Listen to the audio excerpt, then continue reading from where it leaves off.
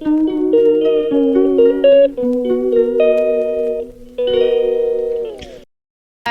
তো আজকে আবার একটা নতুন ব্লগ নিয়ে চলে আসলাম। ব্লগটা করার খুব একটা ইচ্ছা ছিল না, যার জন্য শুরু থেকে করিনি। কারণ কি খুব একটা মন মেজাজ ভালো আছে বলে বলছি না। তো যার জন্য এখন একটা 18 হয়ে গেছে, এখনও পর্যন্ত রেডি হয়নি, কিছু হয়নি। আজকে হলো রক্ষাবন্ধন স্পেশাল একটু রাখিতে জন্য একটু মেহেন্দি লাগিয়েছি, এটা আমার বৌদি লাগিয়ে দিয়েছে। এই হাতে একটা ডিজাইন করেছে, খুব সুন্দর করতে পারে। আর এই হাতে একটা ডিজাইন করেছে, দেখতেই পাচ্ছ। আর আমার ঘরটা একটু অগোছালো, তোমরা একটু ম্যানেজ করে নিও। আর যাই হোক, আরজিকরের যেই ঘটনাটা ঘটেছে সেই জন্য আমি খুবই দুঃখিত। আমি এই একটা র্যালিও বেরিয়েছিল আমাদের এখান থেকে, সেখানেও আমি জয়েন করেছিলাম। আর আমিও চাই এটা যেন সঠিক বিচার হয়, কারণ কি আমরা সেফ কেউই আমরা সেফ নই। তো আমাদের সেফটির জন্য এই জিনিসটার বিচার পাওয়া খুব খুব খুব দরকার। তো এক সেকেন্ড। তো আমার দুটো পুচকেগুলো খুব উৎপাত করছিল, যার জন্য একটু ভিডিওটা বন্ধ করলাম। মানে খুব একটা ভালো আছি বলে মনে হয় না। উফ, কি জ্বালাচ্ছে।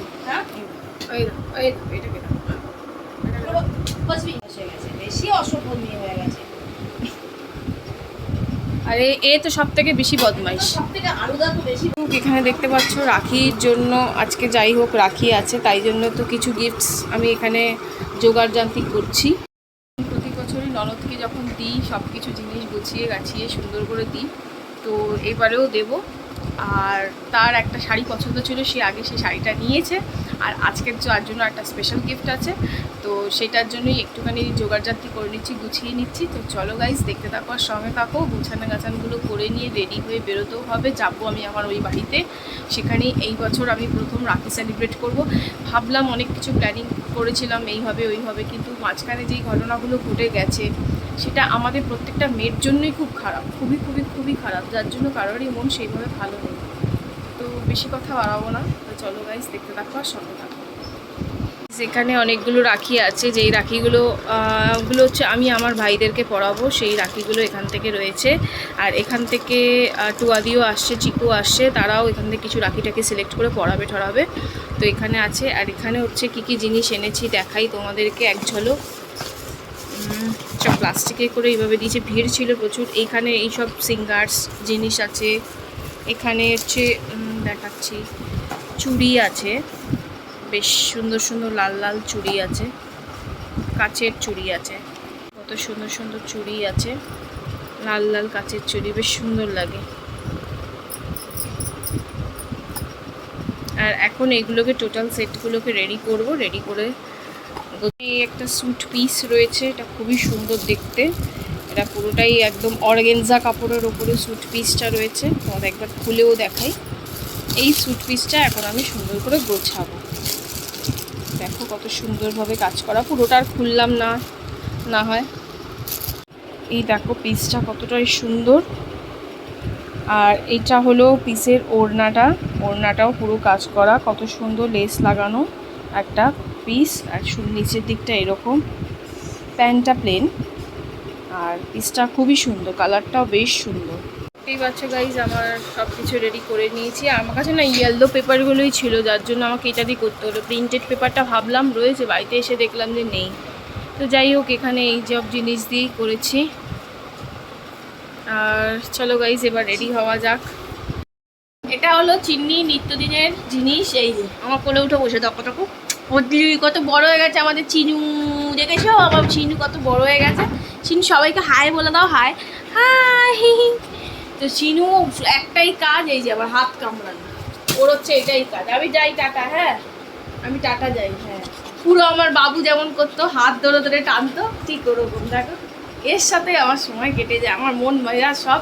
সারাদিনের পরে যখন বাড়ি ফিরি, আর বাড়ি যখন যেদিন ফিরি, লাগছে লাগছে লাগছে, ও এত এক্সাইটেড, ও এত জোরে জোরে হাত কামড়ায়, লাগে প্রচণ্ড। দেখো অবস্থা, লাগছে। এই তোকে টাকা দিয়ে যাবো না জানিস তো, টাকা নিয়ে যাবো না। ও এই লাঠি কোথায়, লাঠি কোথায়, লাঠি লাঠি।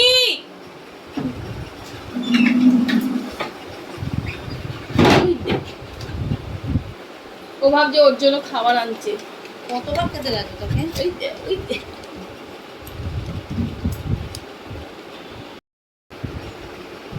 একটু ছাতু খাচ্ছি, ছাতুটাও মানে মুখের মধ্যে ঢুকে গিয়ে ছাতু বের করে নিয়ে আসতে হবে ওর।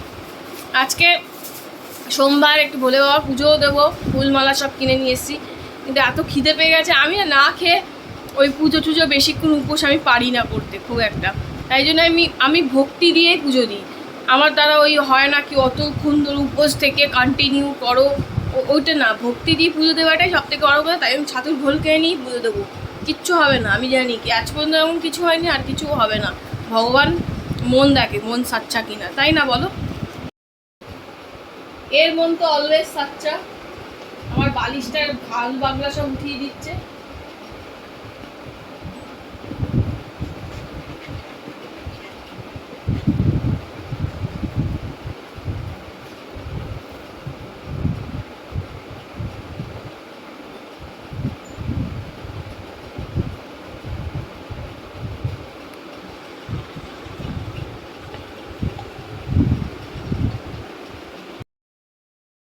এটা হলো গাইস আমার রাখির থালা, নাকি মিষ্টিটা খালি অ্যাড হবে।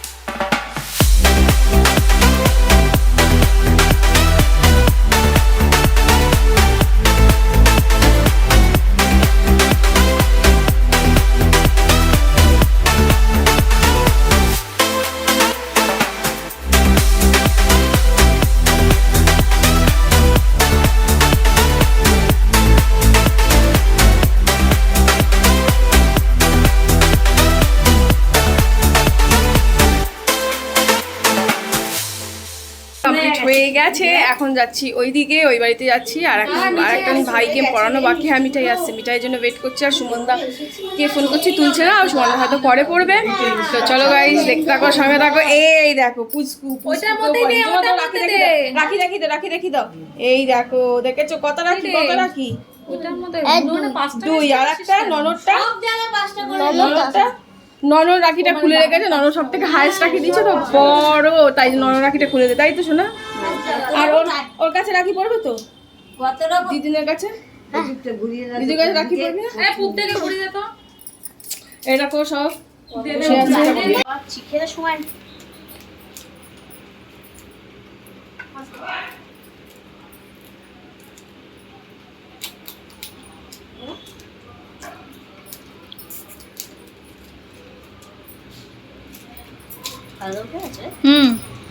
সকালবেলা তখন ফোন করলে আমি আলাদা তো 4টার আগে তোমার যায় না, সকালবেলাকে পাওয়াটাই মুশকিল।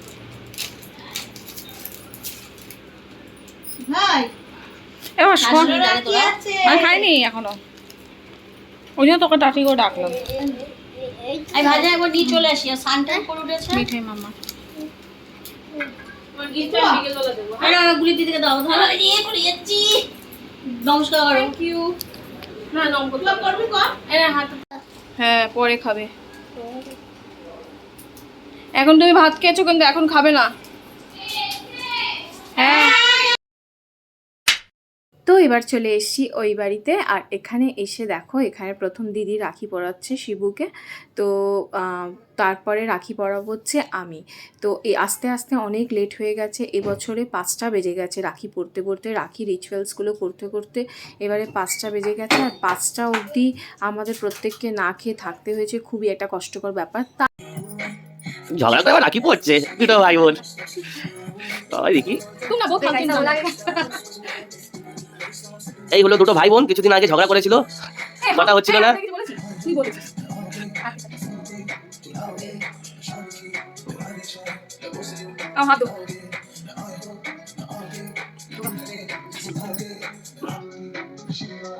চলে